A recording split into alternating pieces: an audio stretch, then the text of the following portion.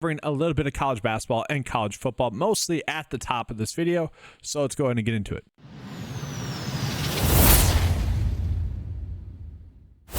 So I do want to call out, like right now, we are getting some decent prop bets in the NFL and also with college basketball. So I want to start there. So DeMarcus Robinson under fantasy score is being favored for the under, which essentially means that he is going to score a touchdown, guys, and so he's going to get the over. I say that because I'm extremely tilted from last night. All the top prop bets, ASB to get under fantasy score was looking great. Scores a touchdown. Sam Laporta under would have hit, scores a touchdown. Joe Mixon under would have hit, scores a touchdown in a game that didn't have that many touchdowns. That I'm just tilted from yesterday. But that being said, obviously DeMarcus Robinson, the collection of the data is telling us that not likely to score a touchdown. Thus, his under fantasy score is going to be a good one. If you guys want to include that with your NBA bets, by all means do that. And then we got Brandon Smith as well for over his fantasy score. The only issue that I have here is that the projection data is not exactly agreeing with the over there. Or yeah, they would have it closer to 33% or so. Or sorry, 33 for a fantasy score. It's still decent, though. Obviously, the average sportsbook line would have it at 36.61, so decent edge there. But with that, guys, let's go ahead and jump on into the NBA. So we do see that we have Cameron Johnson to get under his fantasy score of 26. Now, the one concern that I have is that the average sportsbook line has us closer to 27. So, particularly not one that I want to target that much. That can be the difference between it hitting or not. He is projected to get 31 minutes in this game rather than the 34 that he has averaged. So that's not one I need to go out of my way to target. Same thing with Nick Claxton here, where his under fantasy score is being favorited. Now, at least the line is more true to what PrizePicks is seeing, but really, guys, just given the fact that the average sportsbook line is favoring the over, I'm not going to get as much exposure to that as I, typically would want to.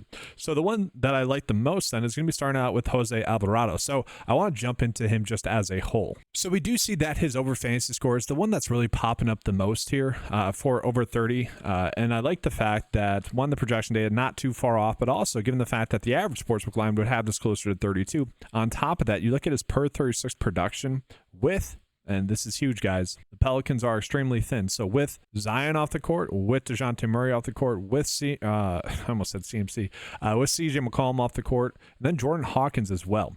And so he averages 39 points per 36. Now, it's not the best matchup, but we have seen him really been crushing in this role already. You look at his usage rate, it's a 28% usage rate, averages 22 points per 36, 2.7 rebounds, 5.5 assists. And we can see that's pretty much on par with what we've been seeing. And the nice thing about this is because the Pelicans have been pretty banged up, this is going to be this is going to be a proper sample size of that data. So unless he has just like a terribly off night, he should be able to go on and play extremely well. You look at it, it's a 1-point spread as well. Not a high scoring game, though. That's the biggest concern. 211. That's very low scoring in the NBA today. So that's a slight concern there. But, if the fantasy score gets bumped, guys, I personally do not mind targeting his over points as well. I think that's going to be a good bet for us to go out and target there as well. So from there, let's go ahead and jump on into another bet here with the Pelicans. So Brandon Ingram, I like as well. I like his over points. Now, do want to call out that he is highly likely to get over 23.5 points, which is where his line started out today. It has since been bumped up to 24, and it's still kind of favored for the over. I need to add in another section down here where we can see the different lines, because some lines are still giving us at 23.5 where it's heavily favored for the over, like minus 155, and then some are giving it where they still love the over, like minus 130 for 24.5. So we are seeing some lines give us some decent prop line differences here.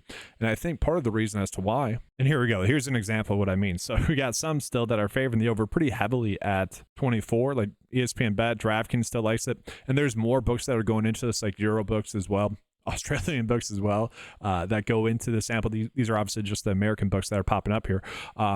But you guys kind of get the point. Like it's a weird line. And so why are we seeing the kind of prop line difference? Well, it's because of those players that are injured. It's because of those players that are banged up. He is someone that, one, you talk about the Vegas line divided by his average minutes times by his projected minutes. That's what this line is telling us. Should still be able to get the over. Average projected around 23. So if you just take his average, that's it. DVP projection, he should be able to get the over. Projection data likes him to really go off. And why does the data really like Brandon Ingram to go out and have a good game tonight? Well, that's simply going to be because of the per 36 production. Again, with all those players off the court, he averages 30 points per 36 with those players off the court, 5.7 rebounds, 6.9 assists, and a 38.7% usage rate. That is massive. Overall, 44 fantasy points per 36. So the fantasy score is not terrible, but if he's going to get his over fantasy score, that's going to be because he's gained his over points as well. Don't like the fact that that got bumped up by 1, but that's still a decent line for us. Now, just for what it's worth, another player that I don't mind is Brandon Boston Jr., but I feel like his lines are a little bit too inflated just because I don't think we can accurately project how many minutes he's going to get for sure. He has been crushing minutes wise lately, and I would assume that those minutes are still going to be there, but it is a little bit of a guessing game here. Okay, so he does average 18.7 points per 36 with all those players off the court, and you would imagine that he just still get those minutes. I just don't feel like this is a lock and load bet. I don't feel the need to chase it.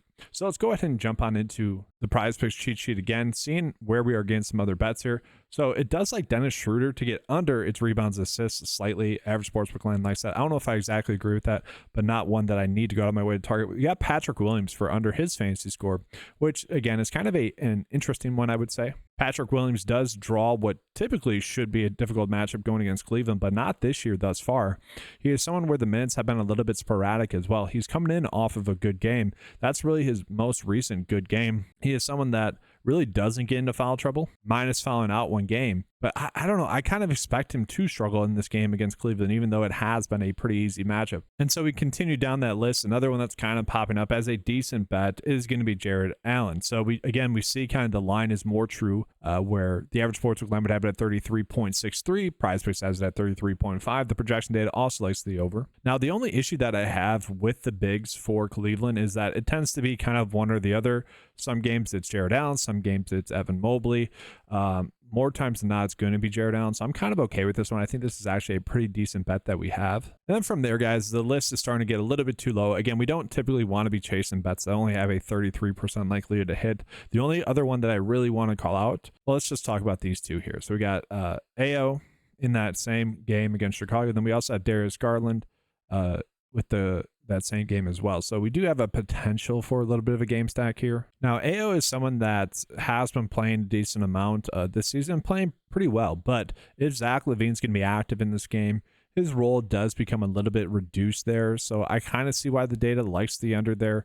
We do see some spike games in there where he just gets more minutes. So it's more of a bet on the minutes not being there for him. Let's see what he's projected to get minutes wise. 80-28. So not too crazy. That's probably going to be a little bit of a sweat there. And then Darius Garland, let's take a peek at that. Project to get 33 minutes, a little bit of a boost there. This game could be a blowout though. 8-point dogs are the Chicago Bulls, or in other words, I guess, with Cleveland. They're 8-point favorites in this game. Decently high-scoring game, though, should call that out. And Garland gets a phenomenal matchup. So I think I like Garland and Jared Allen for their over fantasy score a decent amount there. I think those are going to be good ones. I like pairing that with Jose Alvarado for over his fantasy score, and then Brandon Ingram for over 24 points as well. So with that, guys, let's go ahead and jump into a little bit more of my favorite bets in general today. And so these are going to be bets where I more am disagreeing with the lines that we are getting. These are more like traditional sportsbook bets. And so yesterday, these ended up going 4 for 8 on Underdog, which for chasing bets where the under is favored for most of them, that's not terrible. Like obviously, if you're chasing bets where the under is slightly favored,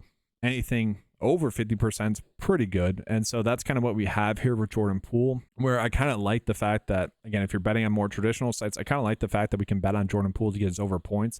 And that's simply because they are very thin again tonight. But Carrington is someone that is questionable. I'm expecting him to sit. Luckily, he was like one of the best over fantasy scores like midway through the day. He got his over fantasy score, but he left, and that was lucky. He left halfway through that game and didn't come back, so it was lucky for that to hit. And I'm expecting him to sit as well. You already have Kyle Kuzma out, and so we look at kind of the per 36 production with those players off the court. Jordan Poole benefits a bunch. He has a 35% usage rate with those two players off the court, averages 49 points per 36. Probably not going to get 36 minutes, by the way, but averages 33 points per 36 as well. So all that's good. The issue is that they're 13-point dogs, and that's why his minutes are very low here in this game. So that's a concern there with Jordan Poole. And so I don't mind the idea of maybe doing a little bit of a parlay, again, more on traditional sportsbooks where you're kind of just betting on this game to stay close, betting on that 13-point spread to be wrong. And if you are doing that, we got Koulibaly here as well, who should be in for a little bit of a better game. He is someone that averages 8.2 rebounds per 36. Again, probably not going to get 36 minutes, but maybe around 33. And if he gets that, guys, he should be able to kind of crush that over of 5.5 rebounds. He also does average 19.6 points per 36. So again, not terrible. That is something that we like to see there. And so I think that those are good kind of traditional sportsbook bets where the payout is obviously going to be much better for you guys on, one of those other sites. And I kind of like the idea of stacking those together. Two other spots that I want to talk about real quick is with the San Antonio Spurs. So the Spurs are pretty banged up right now. Devin Vassell returned last game, but he didn't end up playing that many minutes. Only played 22 minutes, which is what you would expect for his first game back. Malachi Branham, I'm kind of expecting to sit as well. So that's kind of the caveat with this bet I'm about to recommend. But Castle is someone that did play a lot of minutes in that game last or 2 nights ago with those players off the court. I was kind of thinking to go to Julian Champagnie, and it did, but also he was terrible. Like he could not shoot the basketball well. 1 for 6 from 3, 2 for 7 total. So he just had a terrible night where he had been pretty consistent prior to that. So I think that's why they went with Castle more. But Castle is someone that if he does get those minutes, I mean, he does benefit kind of the most with all those players off the court. And I get why the projection data doesn't like the over here, but I kind of think the over could be sneaky good. So this prop line is off by 1 on PrizePicks right now. And so if you guys want to bet this there, that's not terrible. You look at his per 36 production. Again, probably not going to get 36 minutes, but he could. Like this is the Spurs have been very difficult to predict minutes wise. So it's really just a guess on the minutes, but he does average 18 points per 36. And again, coming in off of a good game, likely to start this game. So I don't hate that, but it's also not one that I don't think you have to go crazy with as well. Then one other player here for the Spurs is going to be Wemby. Wemby has just had a massive usage rate for a big with those players off the court. I mean, 28% usage rate for a big. I mean, that's just insane. I think I want to bet on his fantasy score because he averages 62 fantasy points per 36 with those players off the court. And I didn't mention like Jeremy Sohan is still out as well. So that's a part of it there as well. So kind of crazy stuff. All right, guys. So I want to get into the PrizePicks bet of the day real quick. I can't pull it up for some reason. It's making me like do this weird like prove you're not a bot, and it says press and hold, and then it doesn't work. I think it's just because I leave it open on my tab like all day, every day, and it's just not working. So whatever, I kind of have to go through it like this. So I'm going to be doing the Jose Alvarado points, and then I'm pairing that up with Brandon Ingram over points as well. Those two should coexist together. Betting on that game, not being a blowout, which the data says it's not going to be. And then Jared Allen and Darius Garland for over their fantasy score. So a 4-slip bet on PrizePicks, but also I do want to call it that I do like this Brandon Smith over fantasy score prop bet as well. Real quickly, we'll take a peek at the underdog board, seeing if we're getting any edges there as well. And I mean, sort of. I mean, Zach LaVine under rebounds. Don't love it, don't hate it. We are seeing, that's interesting, seeing a prop line difference there. Points, again, for Brandon Ingram, that's okay. Yeah, not much there, guys. Not much there. Kind of an annoying slate in that regard. So I'm going to show you guys my favorite bets in general for the day as well. Just in general for like traditional sportsbooks using Underdog just as an FYI. But first, I want to remind you guys of the promo that's going on the website. Use promo code KEEPCASHING and 10% off your first 9 to 5 membership for new or returning members. So make that $10 membership $8 for the first month. So looking at my favorite bets for the day, again, guys, this is going to be more just for general sportsbooks. I want to make that clear. I think I made that clear. Just gave you guys my favorite PrizePick bets already. I like this as a game stack, and it's not reducing the payout. So really what we're hoping for is the game total to be a little bit higher than what Vegas is thinking. And then I think we're gaining a decent edge there. So Cam Thomas does draw a decent matchup.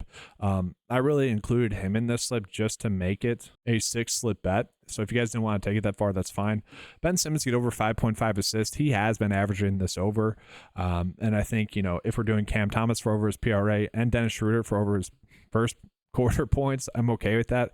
The reason I'm doing Schroeder over his first quarter points is because I kind of like him to have a good game, but with Ben Simmons on the court, he does see a slight reduction in his usage. Obviously, we've been chasing Schroeder in games with Ben Simmons off the court for his over points, so I want to still attack, and I want to get more exposure to Brooklyn, and so this was kind of my way of doing it because I do like the Jose Alvarado over 14.5 points. Boston Jr. for over his points. Don't love that. That's okay. And then Brandon Ingram for over 24.5 points. I think that's a pretty good bet there.